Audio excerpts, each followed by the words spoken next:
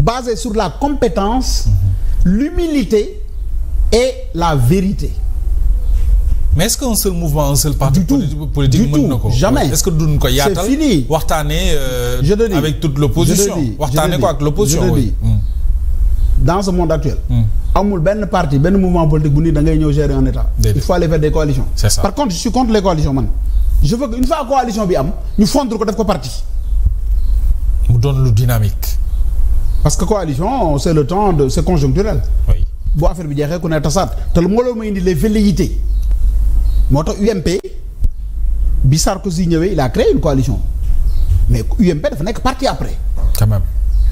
mais yi ci des yëpp boo gisee France la France en marche c'était une coalition. bi Macron toogee deuxième mandat tout en un an 4 premiers ministres. évidemment. donc crise yooyu bu amee il faut que les gens réfléchissent aussi sur quelle offre. Or il y a pas d'offre. Troisièmement il y a beaucoup de nga baal ma ci expression bi mais il faut qu'on dise les choses man sama wax du ma ko raay. Il y a beaucoup de tricherie. Les gens en politique sont hypocrites. À quel niveau? C'est-à-dire leur ego surdimensionné. ah waaw. ku ne da ngay ñëw foog yaa war a nekk président de la République. c'est ça. ça aussi bu ñu nee ba ci biir nga sentir que ni affaire bi mi ngi lay échappé nga créer dissidence. loolu mooy problème mu opposition bu Sénégal ça c'est sûr. jëloon prenons l'exemple des États-Unis le pire ennemi de Obama au Parti démocrate ennemi politique adversaire c'était Madame Clinton. oui ñoom ñaar ñoo doon xeex pour jël parti bi. bi ko Obama gagné Madame Clinton dafa def déclaration wax képp ku àndal ak moom àndal ak Obama et pare na pour nekk devant. quand même. c'est de la grandeur. bàyyi dara pour oui parce que parti bi nga bokk mu war a gagné.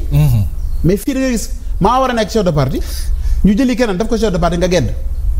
demal sa bopp. di saaga chef de parti bi nga bokkoon yow. waaw créer beneen parti tudd ko nangam ak nangam. yooyu itam c'est des choses yoo xamante ni. dañ ko war a jënd beneen bi ci tegu. la première chose à régler dans ce pays Mohamed. c'est loin d'être le système encore moins les leaders ñiy gérer rek opposition et tout ça c'est le Sénégalais lambda. on a un problème avec nous-mêmes Mohamed kañ la ñuy set. setu ganaar bi ñu nekk kañ lay dañ. wëral marché Sénégal gépp amul benn marché bu praticable ci jamono jii. Kaolack Ndar Louga Gueule Tapée ndoxu égout yi mi ngi génn ak ndoxu taw mi nit ñi nekk ca. bu guddee Gueule Tapée damay wax li may wax c'est très important. j'alerte les maires. c'est important bu guddi jotee. foofu yëpp c'est des taudis qui sont des abris des voyous. insécurité totale moo fa am à partir de 20h 21h. parce que foofu la ñuy fanaan ci mbaar yooyu ñuy bàyyi dañuy ñibbi ñi jaay. woyu Ndakaaru yëpp fa la ñuy fanaan ku fa romb ñu agressé la. insécurité totale xale yi mënuñoo génn guddi gi. naka lañ ko tuddeeti les habitants sont les riverains sont fatigués. il faut que les gens prennent en charge la chose. les marchés publics dama jóge Louga bërki dem jaar Thiès ndox mi bare fa trop ñu wëri jaar marché Sam. impraticable insalubrité totale te marché Sam rek laa jël boo demee marché Louga noonu la mel Kaolack noonu la mel Kébémer noonu la mel Mbour mais à quand léegi nag il faut que les populations. très bien en relation avec les mairies. instaurer l'ordre ñoo koy décider léegi nag dafa am benn mbir bu ci nekk wolof dafa ni xale wax moo koy yar toogal fii bàyyi li ngay def et dama lay duma de xëbal ko mag xam lu ko yar mag yara ko yar xale kàddoo koy yar bu ñu nee ba tollu foofu il faut utiliser la rigueur de l'État. très bien parce que l'État est un système d'ordre. J'ai vu le ministre de l'Intérieur. mais kon d'accord nga le ministre de l'Intérieur def avec les séries de déguerpissement. Je suis à 200% avec parce que loolu laa gëm. le tout nouveau ministre. mais le problème mooy il n'est pas le premier à le faire. waaw njëkkee ko fi dem. gis nañ ko fii. te problème suivi la ñu am. suivi. oui Abdou Karim Fofana. ñëwoon na fii dégager yi newoon autour du stade de Léopold Sédar Senghor. waaw loolu kay. Patte d'Oie. oui Grand Yoff. ñëpp a ñëwaat. Liberté 6. rond-point bi ñëpp lañ dégagé woon mu leer nañ. ñëpp a ñëwaat le problème c'est un problème de suivi. oui de rigueur. damay wax toujours à quand une police brigade de chiens. ah oui pourquoi pas des rottweilers et des bergers allemands. ngoon ñuy patrouiller boo dégagé bàyyi leen fa ñu yendu. bu guddee am ñu patrouiller. da ngay indi sécurité indi salubrité. indi tranquillité ñeme ñu xaj sama technicien yi mel ni Bakary wala. oui Sénégal loolu mooy problème bi. l'occupation anarchique de l'espace oto yi nu leen neex gaare yi. fii amatul trottoir. quand même. Cyprès gii laa dëkk man. ah ministre bi de avant mu nekk ministre daan na tweeté ci affaire incivisme yooyu. ay yoon yu ñu baare ci ay. il faut l'appliquer à 200%. c'est ça. loolu nag li may bañ mu nekk effet d'annonce. xëy suba wax gars yi jóg nga xëy suba bàyyiwaat parce que man moo koy indi toujours bind naa ko ci benn livre. c'est le deuxième mandat qui pose problème. tous les gens bu ñu waxee ñu naan pourtant ñoo leen faloon de. ñi ngi ni duñu fi jëlee. parce que moment bi ngay bëgg réew mi. bi ñee ñëwee ni jëlale leen fi yaa fi taxaw nii la bu leen fi jógee. ndax seen da ngeen daan seen doole. tey boo ñëwee bëgg leen fay jëlee ñu ne ñun ñoo la fal de. te keroog bu ñu fi waaj a bëggee jëlee yaa ne bu ñu fi jëlee. tey nga bëgg ñu fay jëlee. et ça se passe exactement comme ça. Ça se passe comme ça. loolu laay wax nii tam mooy l'hypocrisie. Absolument, c'est ça. Arrêtons l'hypocrisie. Très bien. le président Diomaye Faye xam ni. bu waree falu waa 2029. kenn du ko teree falu na liggéey. c'est ça na liggéey alors. ay ces ministres nañ dem jusqu'au bout ba pare na am suivi. c'est important le suivi. beneen bi ci tegu sëriñ fa laay terminer. humilité. ñi yore nguur gi nañu am humilité nañu humble. Sénégal dafa am 20 000 personnes yu am xam-xam. raw fi ñi ñu raw ñu ñun ñëpp. toog jàpp seen jàmbur. bu ñu foogee ni nag yow la yàlla jox nguur nga nekk ministre foog ni yaa ëpp xam-xam. tu te trompes. tu sais pourquoi. dama gis ci benn information. que y a une loi d'habilitation bu ñuy waajal nii sur les pôles territoires. j'ai vu la loi dama yuuxu. non seulement elle est mal rédigée mais ça sera un cataclysme dans ce pays parce qu'on va dépouiller les pouvoirs des maires. pour jox ko les pôles territoires gérés par des gens qui seront nommés. jàppal bu baax li ma la wax. on va créer des établissements publics dans les pôles territoires prérogatives yi maires yi amoon yu bari ñu jox leen ko.